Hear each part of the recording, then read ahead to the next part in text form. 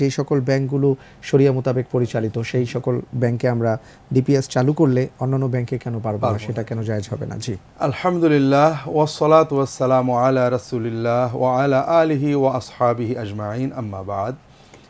যে এখানে ডিপিএস নামটা ফ্যাক্টর নয়, বিষয়টা হলো আপনার মোড অফ ইনভেস্টমেন্ট।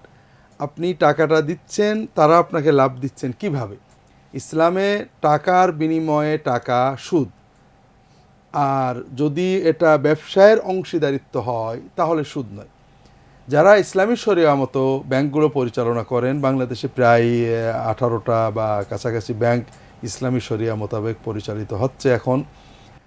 তাদের মূলনীতি হলো যে আপনার দেওয়া টাকার লাভ তারা দিবেন না, তারা আপনার দেওয়া টাকা বিনিয়োগ করবেন, বিনিয়োগের পরে বছরে যে ওই তাদের মূল লাভ হবে, লাভের একটা পার্সেন্টেজ আপনাকে দেবেন। তারা আপনাকে একটা আন্দাজ বলবেন যে আপনাকে আপনার বিনিয়োগ ডিপিএসের উপরে প্রতি মাসে এত পার্সেন্ট বা বছরে এত পার্সেন্ট মোটামুটি রাখা হবে, বছর শেষে হিসেব করে ওটা চূড়ান্ত করা হবে। তাহলে তারা আপনাকে, আপনি তাদের ব্যবসার অংশীদার, আর লাভ কম হলে কম পাবেন, বেশি হলে বেশি পাবেন, এই শর্তে। আর সুদ হলো যে আপনি টাকা জমা দিলেন, টাকার উপরে তারা টাকা দেবেন, তাদের লাভ বেশি হোক কম হোক এটাতে আপনার কিছু আসে যায় না, তাদেরও কিছু আসে যায় না, এটা হলো সুদ।